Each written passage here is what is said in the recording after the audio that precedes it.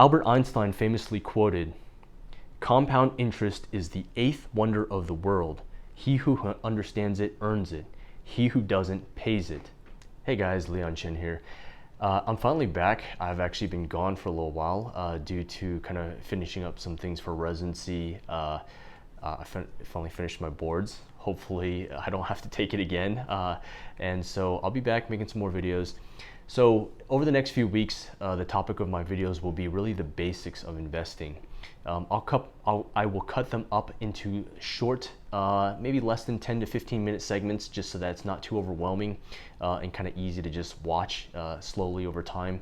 But the concepts will build over themselves. So we're going to start with really basic stuff, and then we're going to get more advanced until you're a pro. So just tune in and watch. I'll probably try to release them at least once a week, if not a little bit more frequently, since I have a little bit more time now. Okay. So I want to start with today's lesson. Now, before I tell, I like to kind of explain the concept, and then I'll tell you the name. I think that people kind of can learn a little bit easier that way. Now, the first thing I want to ask you is, if you had $1,000, is the value of $1,000 today the same as it is 1 year from now? Not really sure? If the answer wasn't clear to you, I present to you another question. Somebody borrowed money from you and they offered to pay it back today, or they offered to pay it back 1 year from now. Which one would you rather have? If the dollar amount is the same, it is worth much more to have that money now than it is 1 year from now, for three reasons. The first reason is opportunity cost. If I took that $1,000 and I put it into a interest savings account at 1%, even at these low rates, you can get 1% at Ally Bank or Marcus with Goldman Sachs. And so 1% on 1,000 is $10. If you had that today, and then you compared 1 year from now, investing that into at least a high interest rate savings account, you didn't have to do anything. You just park that money into that savings account, you could have an additional $10. If you took that $1,000 from your friend 1 year from now, you'd only have $1,000. So that $10 is your opportunity cost. Reason number two, the second reason is because money by itself just depreciates over time. To illustrate this, I ask you, for those of you, and don't judge me, if you don't know, then not a big deal. But if you go to McDonald's, do you remember when they used to have a double cheeseburger for 99 cents or less? Or Wendy's, when they used to have the dollar menu? They don't have that anymore. Over time, the value of that dollar went down, so now they have to raise prices. So now they might have a value menu they can't really call it a dollar menu anymore because it's not a dollar. So your money depreciates, and that's intentional.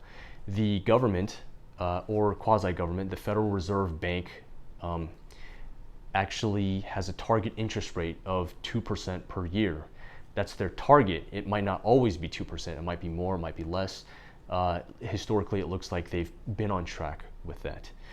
So this is called inflation, and people don't like inflation because what if you saved your entire life, you had a retirement plan, everything ready, and then right before you retired, maybe 4 or 5 years before you retired, the Federal Reserve announced that they are going to target 10% rate of inflation. I mean, you'd be screwed. So people don't like the idea that somebody is behind the scenes, controlling interest rates at whatever they desire, or whatever political party is around at that time. So that is actually why Bitcoin has become really popular. Now, we'll probably talk about Bitcoin in a future video, but for now, I just wanted to talk about the concept of inflation. So reason number three is risk. So let's say that your friend, happened to be a substance dependent person who had a reputation for not being very reliable, had a reputation for disappearing at many days, or maybe a year at a time, and he offered to either pay you that $1,000 today or 1 year from now. would you feel more comfortable taking that money 1 year from now or for today?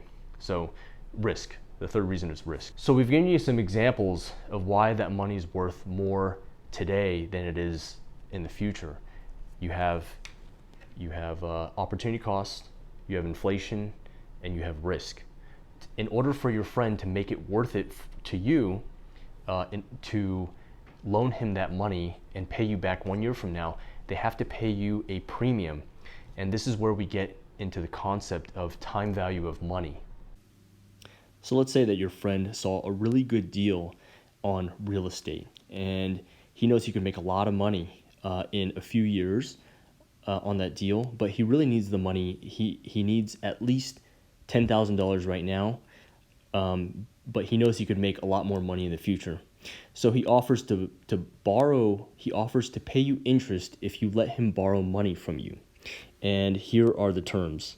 So he needs to borrow $10,000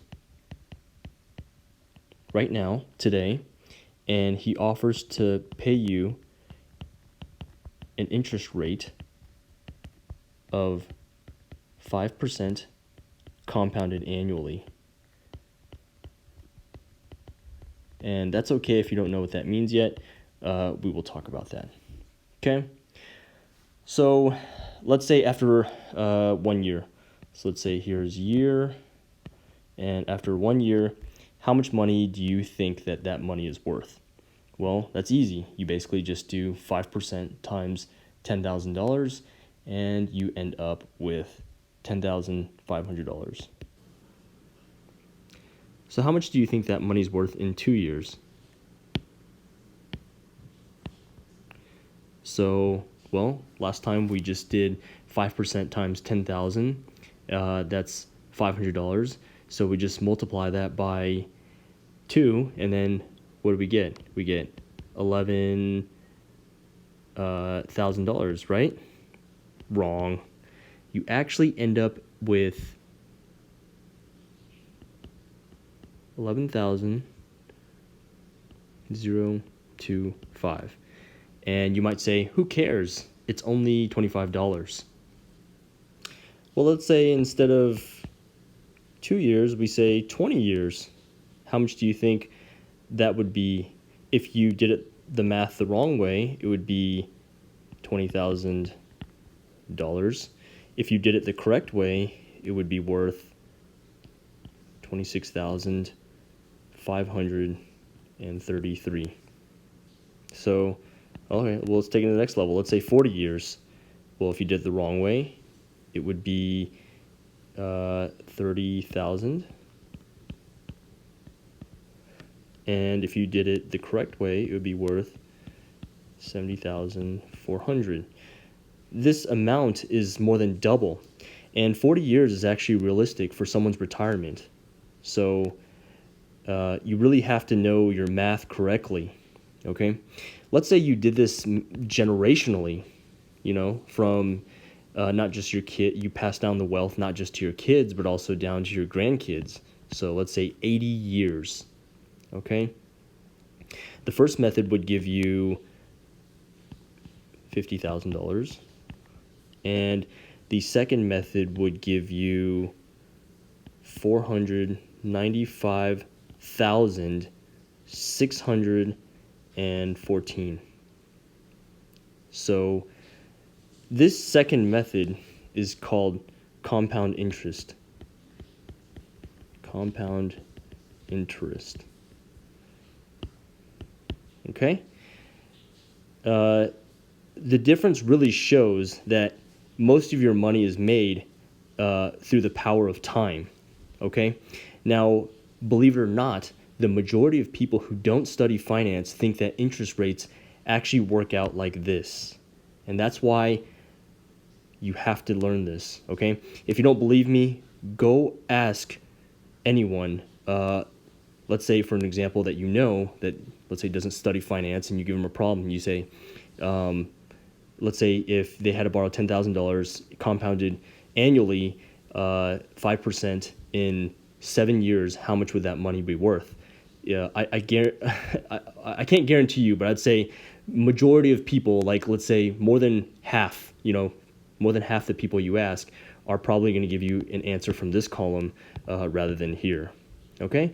You can actually leave a comment below after you ask them, and you can get back to me. Okay? So let's say the same thing over here, and then you just say, for 7 years, how much is it worth? Okay, so I'm going to write out the compound interest formula just to kind of demonstrate.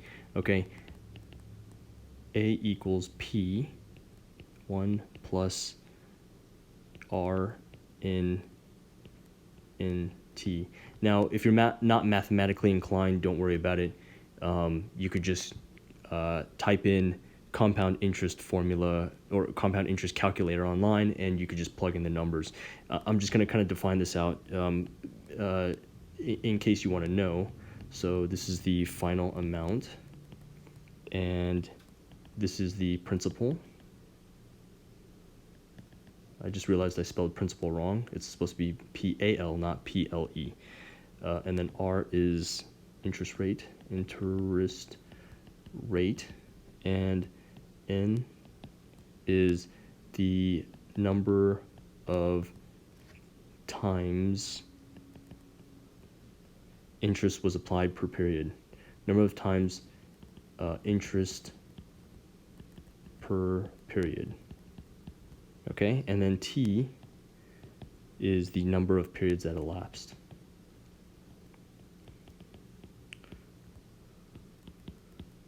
Okay, now if you, I would be willing to bet that more than half the people you ask, let's say you ask the problem, that we talked about up here, they would probably end up doing the math. They would just say, well, 0.05 times 10,000, and then they would equals 500, and then they would multiply that by 7. So the answer that they would give you is probably 13,500. The answer is more complex. We'd have to crunch that. The correct answer is actually 14,071 if you use this formula. Okay, now the reason I wrote this out is to give you an idea that if you did the math like this is actually kind of a linear growth versus this, which is an exponential growth. Yeah, you see that? You have an exponent here. And so this really shows you the power of exponential growth over time.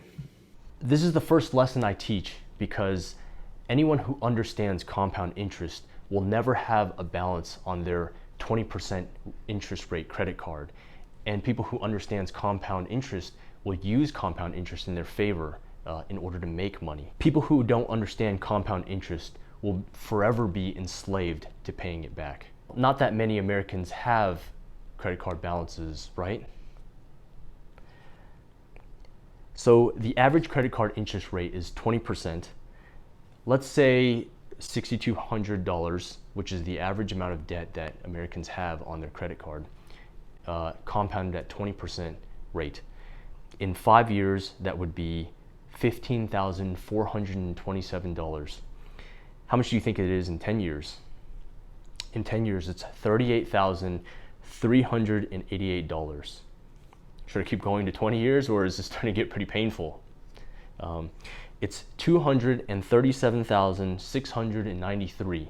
So even if you do have inflation, it's not going to go at that rate, most likely. Albert Einstein famously quoted, "Compound interest is the 8th wonder of the world. He who understands it earns it. He who doesn't pays it." So what if you could harness the power of compound interest? Now we're talking about building wealth. So that's it for today. Thank you so much for watching. If you like this, please like, comment below, and so that you don't miss our next basic concepts of personal finance and investing, be sure to subscribe. Okay? Thank you so much. I'll see you next time.